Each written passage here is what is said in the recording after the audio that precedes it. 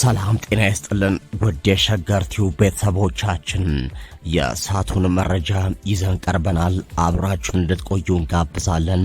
ሸገር ቲዩብን ሰብስክራይብ፣ ላይክ እና ሼር እያደረጋችሁ አስተያየቶቻችሁን እየሰጣችሁን አብራችሁን ቆዩ። ወደ ዛሬ መረጃዎቻችን እናልፋለን። ለውስጥ ያሰለክሶ ሰዋች ለደርሶ ልማችንን እናሳካለን። ጩኸቱን ለቅሶ ለቁራዎች እንተዋለን። በዚህ አግባብ የኢትዮጵያን ብልጽግና እናረጋግጣለን። የዛሬ መረጃችን ትኩረት የሚያደርገው ከሰሞኑ አነጋጋሪ ስለሆነው ስለ ቴዲ አፍሮ አዲስ አልበም ይሆናል። በአልበሙ ላይ ቴዲ አፍሮ ሀገር የሞተበት የት ሄዶ ያለቅሳል ሲል ይጠይቃል። ይህንን የቴዲ አፍሮን ገለጻ ሀገር ጠፍቶባቸው ከተበታተኑት ከኩርድ ህዝቦች ጋር አገናኝተን እናነሳዋለን። እንድትከታተሉን እንጋብዛለን። ሌላው በአልበሙ የተጠቀሰው መሬማ ተብሎ ስለተገለጹት በየመን ስለሚኖሩ የኢትዮጵያውያን ዘሮች የምናነሳው መረጃም ይኖራል። አብራችሁን ቆዩም።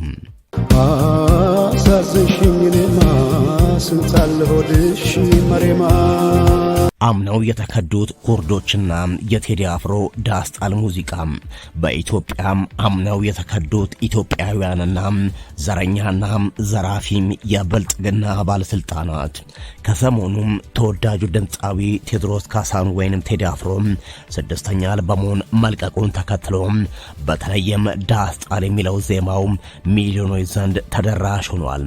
አንዳንዶቹ ሙዚቃውን በተወላገደ አረዳድ በመረዳትም ድምፃዊው እያሉ በዝምታ ላለው ህዝብ ሀገር የሞተበት የት ያለቅሳል ሄዶ የምትለዋ ከመሆኑ በፊት አነጠንቀቅ የሚል ይዘት ያለውን ስንኝ ልክ ሀገር ሞታለች ያለ ይመስል ትርጉም ሰጥተው ምላሽ ለመስጠት ሲፈራገጡ ታዝበናል። አልቃሽ ግሩፕ አለ ዳስጣል የሚል ሐሳብ ያለው ነገር መልቀቅ ፓራላል ትሩዝ አይደል። ሞታባቸው ይሆናል የነሱ እናት ኢትዮጵያ፣ የኛ እናት ኢትዮጵያ ግን አልሞተች። ቃላትን መደርደር ሞትም አልፈራንም ወድቀናል ለሀገር አፈር እየላሰን አበቃን ለበርገር። በመጀመሪያ ቴዲ ሞታለች አላለም። ይልቁንም ከመሞቷ በፊት ጀግኖች በአንድነት የሞቱላትን ሀገር እንዳናጣት ይሄኔም ማዘኛ ቦታ ሳናጣም መገፋታችን ዳስጥለን እንዘን ያለው አለ ጊዜ ገና ነው እያልኩ ራሴን በደልኩት። ለካ እንዲህ ነው ማለቅ እያሉ ነዶም ሀገር የሞተበት የት ያለቅሳል ሄዶ የሚሉትን ስንኞች ይዘን ለመሆኑ ሀገር ይሞታል ወይ? ህዝብስ ሀገር አልባ ይሆናል ወይም ባደጉበት መንደርም ባይተዋርም ይኮናል ወይም ለሚሉ ጥያቄዎችና ወርቅ ላበደሩ አለት እንደሚመለስ ማሳያ አለ ወይ ከተባለ አዎ ለሚለው ምላሽ አንድ ህዝብ እናገኛለን ዓለም ላይ ኩርዶች። ለመሆኑ ኩርዶች እነማን ናቸው? እንዴትስ ሀገር አልባ ሆኑ? በቀጣይም በጥቂቱ እናንተ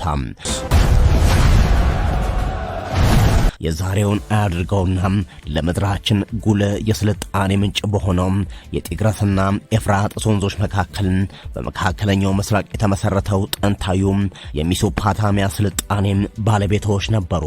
የአሁኑ ዘመን ኢራንና ቱርክ አብዛኛውን ክልልና በመጠኑም ኢራቅንና የሶሪያን ያካለለም ሰፊ ግዛት በቀደምትነት በማስተር የኩርድ ህዝብ የሚስተካከለው የለም ይላል ታደይ ማመይ።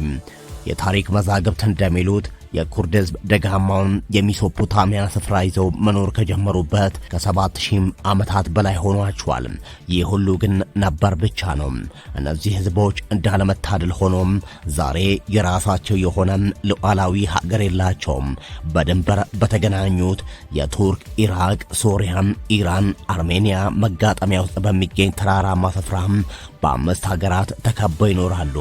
እነዚህ በምስራቅ አናቶሊያ የታውረስ ተራሮችና በምዕራብ ኢራን ውስጥ ባሉት የዛግረስ ተራሮች መካከል የሚኖሩ የአንድ ዘርና ቋንቋ ባለቤት የሆኑ ህዝቦች በ75000 ስኩዌር ማይል መሬት ላይ ሰፍረው የሚኖሩ ቢሆንም ኩርድ የሚባል ሀገር በካርታ ውስጥ ይካተት ቢባል በአካባቢው ያሉ ወደ 6 ሀገራትን ሊውጥ ስለሚችል የኢራን፣ ኢራቅና ቱርክ መንግስታት ረግጠው ማንነታቸውን አጥፍተው ቀይ አልባዎች አድርጓቸዋል። አረቦች፣ ሞንጎሎች፣ ሩሲያውያን እንዲሁም በኦቶማን ቱርኮች፣ በእንግሊዝና በፈረንሳይ ቀኝ የተገዙት ኩርዶች ከምንም በላይ ለቀያቸው ካላቸው ጥልቅ ፍቅር የተነሳ ምድራቸውን ለተለያዩ ሀገሮች ተቆራርቶ ቢወሰድም እነርሱ ግን እስከዛሬ ማንነታቸውንና መሬታቸውን ሳይለቁም እነሆ ይኖራሉ። ሁልጊዜም ለነጻነታቸው ይታገሉ ነበር። የሳቨርሱ ውል በ1913 ዓ.ም ላይ በተፈረመበት ወቅት በፊት በኦቶማኖች ያስተዳደሩት የነበረው የኩርዲስታን ሰፊ ግዛት ለኩርዶች ሉዓላዊ ሀገር ሆኖ ይሰጥ የሚል ሐሳብ ተራምዶ ነበር። ይሁን እንጂ በኩርዶቹ አያሌ የደም አፋሳሽ አመጾች ያልተደሰቱት ፈረንሳይና እንግሊዝ የኩርዶቹን የነጻ ሀገርነት ጥያቄ ውድቅ በማድረግ የኩርዲስታንን ይዞታም ለቱርክ፣ ኢራቅና ኢራን ሸንሽነው ይዞታም አልባ በማድረግ አከፋፍለዋል። ከሁለት ዓመታት በኋላ የተደረገው የላውዜን ስምምነት የኩርዲስታንን ይዞታም ለሶስት ጎረቤት ሀገሮች ከፋፍሎ የመስጠቱን ተግባር ህጋዊ ዕውቅና በመስጠት አጸና። ከዚህ ውል ጀምሮ ነው ሀገራቱም የሚዋሰኑባቸውን ድንበሮች አጥብቆ በመጠበቅ ኩርዶች አንድነታቸው እንዲዳከም የበታተናቸው ፈታኙ የታሪክ ክስተት የተፈጠረው። ኩርዶቹም ለየሀገራት ተከፋፍለው ተሰጥተው እንዳይገናኙ በድንበር ታጥረው ከቅርብ ርቀት ማዶ ለማዶ እየተያዩ መኖር እንዲሁም በየሀገሩ እየባዘኑ መኖር ዕጣ ፈንታቸው ሆኖ ክፍለ ዘመናትን ዘለቀ።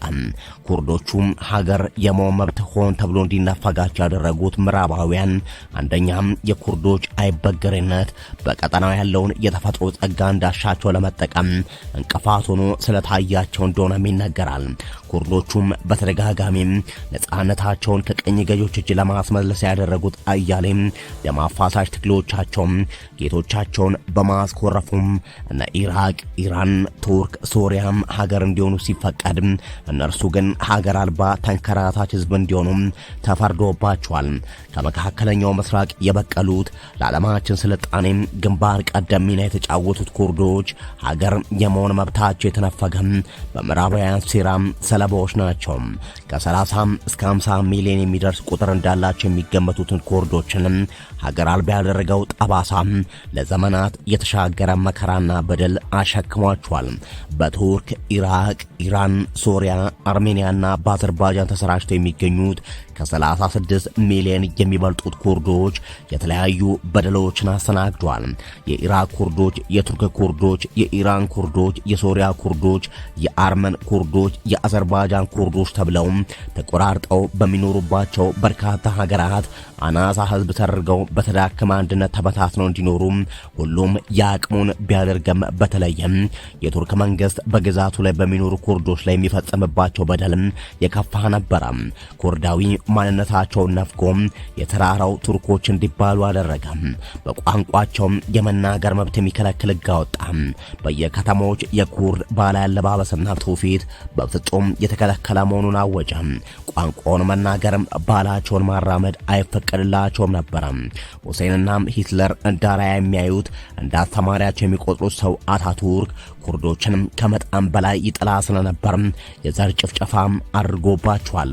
አይበገሬዎች በመሆናቸው የነጻነት ታጋዮችን ትግል ለመበቀል የአያሌ ንጹሃን ኩርዳውያን እጅ ተቆርጧል። የኩርዶች አመጽ ለማፈል በሚል ሰበብ ከ100 በላይ የኩርድ ምሁራንን በጆንያም ጠቅልለው በመስፋት ወደ ቫን ሐይቅ እንዲወረወሩ ተደርጓል። በአሜሪካ ሰራሽ ጀቶች 5000 ኩርዶችን የጨፈጨፈው የ1980ዎቹ የአላባጃው ድብደባ በኩርዶች ትዝታ ውስጥ መቼም አይጠፋም። በተጨማሪም ኩርዶች ካሉበት ስፍራ ወደ ሌላው የቱርክ ግዛት እንዲዛወሩ በማበረታታት ከሌላው ማህበረሰብ ክፍል ጋር እንዲዋሃዱ ለማድረግ ብዙ ርቀት ሄዷል። ቱርክ በግዛቷ ውስጥ የሚኖሩ ኩርዶችን እንደ አናሳ ማህበረሰብ በመቁጠር የማንነት ዕውቅና ያለመስጠት ፖሊሲን ለዘመናት ተግብራባቸዋለች። በኢራቅ የሚገኙት ኩርዶች አበሳም የከፋ ነበረ። በተለይም በሳዳም ሁሴን አገዛዝ ዘግናኝ ጅምላ ጭፍጨፋ ተደርጎባቸዋል። በ1980ዎቹ መጀመሪያ በኢራቅና ኢራን መካከል የተደረገው ጦርነት ዳፋውን በኩርዶች ላይ አሳርፏል። በዚህ ጦርነት ላይ ኩርዶች ለኢራን ወግነው ኢራቅን ወቅተዋል በሚል ኩርፊያም በኬሚካል የጦር መሳሪያ በጅምላ እንዲጨፈጨፉ አድርገዋል። በዚህ ረገድ ኬሚካል አሊ የተባለ እስከ መጠራት የደረሰው የሳዳም አንድ ባለስልጣን ኢራን ለዚህ ወንጀልም ግንባር ቀደም ሚና እንደነበረው በታሪክ ይወሳል። በሶሪያ ያሉት ኩርዶችም ተመሳሳይ ፍዳ በልቷል። እስከ ቅርብ ጊዜ ድረስም የሀገሪቱን ሙሉ ዜግነት አያገኙም። ቋንቋውን መናገርም ባህላቸውን ማራመድ አይፈቀድላቸውም። በ1949 ዓ.ም የሶሪያ አረብ ብሔርተኝነት አባል እንደሆኑ የሚጠረጠሩ ኃይሎች በአንድ ቲያትር ቤት ውስጥ ባስነሱት ቃጠሎም ከ250 በላይ የኩርድ ሕፃናት ለልፈት ተዳርገዋል። በየሄዱበት በያሉበት ተመሳሳይ ግፍ እያስተናገዱ የቀጠሉት ኩርዶች ከ20 ክፍለ ዘመን የጀመረው የሀገርነት ጥያቄ ምላሽ ሳያገኝ ወደ 21ኛው ክፍለ ዘመን ተሻግሯል። ነገር ግን ዓለም ፍትህ አይደለችምና ዛሬም በዘመነኛው ዘመን ነፃነታቸው ልታከብር አልቻለችም። የኩርድ ሕዝብ ይህን ያህል በደል ሲያስተናግድ በተደራጀ መንገድ ለመብት የሚታገልለት የተደራጀ ኃይል ባለመኖሩ ሲሆንም በአጠቃላይ ህዝቡ ከርስት መሬታቸው ያጡት ከዛሬ ነገ ይሻላል ጊዜ ያለን ገና ነው እያሉ ነው። ያኔ ሀገራቸው ከመሞቷ በፊት ጀግንነታቸውን፣ ታሪካቸውን፣ ብዛታቸውን ተጠቅመው መታገል ቢችሉ ኖሮ ለዘመናት በሳት ተፈትነው ያቆሟትን ሀገር አያጡም ነበረ። ለማንኛውም ቴዲ በዳስ ጣል ሙዚቃም ኢትዮጵያ ሞታለች አላለም። ለዚህ ማሳያ የጠቀሳቸው የወንዙ አድባር ጠቅሷል። ለዘመናት ይኖረ ሰንደቅ ዓላማ እንዳለ ተናግሯል። በአንድነት ጀግኖች ያቆዩት ሀገር የሁሉ እንደሆነ አብራርቷል። አንድ ሀገር አለች ለማለትም የጋራ መገለጫ የሆነው ሰንደቅ ዓላማ ነውና በሙዚቃው አቀርቅሮ ባንዲራዋን ማንሳት እንደሚያም አልሸሸገንም። ዘር አታስቆጥሩን ሲለም በሰንደቁ ስር በአንድነት እንድንቆም ጥሪ አቅርቧል። መቼም ሞታለች ብሎ ቢያምን ኖሮ አንሳው ባንዲራዋን አይልም ነበረ። የኦህዴድ ዘረኛና ዘራፊ ባለስልጣናት ግን ይህ የቴዲ አፍሮ ስንኝ አይዋጥላቸውም። ምክንያቱም የብልጽግና ዘራፊ ባለስልጣናት የተቧደኑት በዘር በመሆኑም በዘር እያሳበቡ ይዘርፋሉ፣ በዘር እያሳበቡ ይገርላሉ፣ በዘር እያሳበቡ ሀገርን እየገደሉና እያወደሙ ህዝብንም እርስ በርሱ እያጨፋጨፉ እነሱም አዲስ አበባ መሽገው ስልጣናቸውን አደላድለው መኖር ይፈልጋሉ። ቴዲ ግን የዘመናችን ጀግና በመሆኑ እነዚህን ዘራፊ የብልጽግና ዘረኛ ባለስልጣናት ፊት ለፊት ተጋፍጧቸዋል።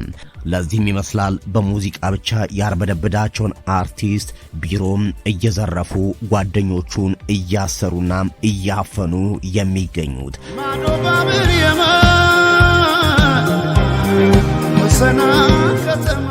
በአዲሱ የቴዲ አፍሮ አልበም የተካተቱት መሬማ የመናውያን እነማን ናቸው? ታሪክንም ዮሐንስን በረበርን ወደ ኢትዮጵያ የገናናነት ዘመን ይወስደናል። የአክሱም ዘመነ መንግስት ኢትዮጵያውያን ነገስታት ባብል መንደብን ይቆጣጠሩ፣ ደቡብ አረቢያ ድረስም ያስተዳድሩ ነበር። ሀገረ ናግራን ብዙ የክርስትና ታሪክ የነበረባት የአክሱም ግዛት አካል ነበረች። የአይሁድ ነገስታት በክርስቲያኖች ላይ ያደርሱ የነበረውን ጭቆናና ግድያ ለማስቆም የአክሱም ነገስታት ህዝባቸውን ለመታደግ ሰፊ ውጊያና ወታደራዊ እንቅስቃሴ ያደርጉ ነበር። ከፋርስና ሃይድራሙት ኃይሎች ጋር በተደረጉ ጦርነቶች ሳቢያ የአክሱም ተጽዕኖ በአረቢያ ላይ ቀነሰ። ከእስልምና መምጣት በኋላ ደግሞ የአክሱም ተጽዕኖና ገናናነት በቀይ ባህርና አካባቢው ቀጠና መሸርሸር ጀመረ። የኢኮኖሚ ድቀትን ማስከተለ። በመጨረሻም የአክሱም መንግስት በዮዲት አመጽ ሙሉ ለሙሉ ወደቀ። ነገረ መሬማ ከየመን አጠቃላይ ህዝብ 10% ያህሉ ቀለማቸው ምስራቅ አፍሪካዊ ነው። በዚህ ምክንያት ሰብአዊና ዲሞክራሲያዊ መብቶቻቸው ተገፈው ከሰው በታች የሆነም ህይወት ለአያሌ ዘመናት በመግፋት ላይ ይገኛሉ። እነዚህ ዜጎች ከቀሪው የኢትዮጵያ ክፍል በጦርነቱ ሳቢያ ተቆርጠው የቀሩ ይሆናል። ቴዎድሮስ ካሳሁን ቴዲ አፍሮ ለመግለጽ የፈለገውም እነዚህን ጭቁኖች ሊሆን ይችላል። በእኔ አረዳድ ለዛም ነው ሊብናን፣ ቤሩት፣ ካታር፣ ባህሬን፣ ሳውዲ፣ ዱባይ እንደሚያዝ ነው ልቤም እህት ወንድሜን ሳይ ብሎ የጠየሟን የመኒ ስቃይ ከእህት ወንድሞቹ ስቃይ እኩል ህመም እንደሆነበት የገለጸው። መሬማ በሰና ከባድ ህይወትን የምትገፋም ክቡር የሰው ልጅ ናት። በአገሯ ዜጎች የሰውነት ክብር የተነፈጋ ሴት የመኒዎች ለተራበ አጉራሽ ለታረዘ አልባሽነታቸው በስፋት ሲወራ ብንሰማም ቅሉ በቀለም ለተለዩት የመኔዎች ግን በተቃራኒው እንደሆኑ መሬማ ማሳያ ነች። እኛኑ ኢትዮጵያውያንን የሚመስሉት እንደ አፋር አፍሌታ ፊታቸው የጠየመው ምስኪን ህዝቦችን ግን ኑሯቸውን አስከፊ አድርገውባቸዋል። ብቸኛው የገቢ ምንጫቸው ከተማውን የደረቅ ቆሻሻ ማስወገድና ሌሎች ለመስራት የሚጸየፉ መሰል ስራዎችን ነው። ጠጋ ብለሽ አውግኝ እስኪያለሽበት ሁኔታውን እያየሹ በትካዜ የምትጠርጊው ጎዳናውን አጎንብሰሽ ስትቆዝሚ ተደግፈሽ መጥረጊያውን አሳዘንሽኝ እኔማ ስንታለ ሆድሽ መሬማ እነርሱን ጠይም የመኔዎችን የምትወክል ናት። አምሳያዎቻችንም በመልክ እንጂ በቋንቋችን ብንጠራችሁ አይሰሙንም። በዘመን ብዛት ባህላዊና ሃይማኖታዊ ትስስራችን ደብዝዟል። ለዚህም ነው ቴዲ በአያት አምሳያ በጠራት አትሰማም መሬማ የሚለው። ኑሮሽ እንዴት ነው በሰና ከተማ ያ መሬማ ያለው? የመንያ ምድር ላይ የፍትህ ጀንበር ስትወጣ እንደ ሰው እንደ ዜጋ ትጎናጸፊያለሽ ያ መሬማ ያለው። ከሸገር ቲዩብ የቴዲ አፍሮ ሙዚቃዎች ላይ ትኩረት ያደረገው የዛሬ ዝግጅታችንን ይመስል ነበር። ሸገር ቲዩብን ሰብስክራይብ፣ ላይክ እና ሼር እያደረጋችሁ ሐሳብ አስተያየቶቻችሁን አድርሱን። በያላችሁበት መልካም ጊዜን እንመኛለን።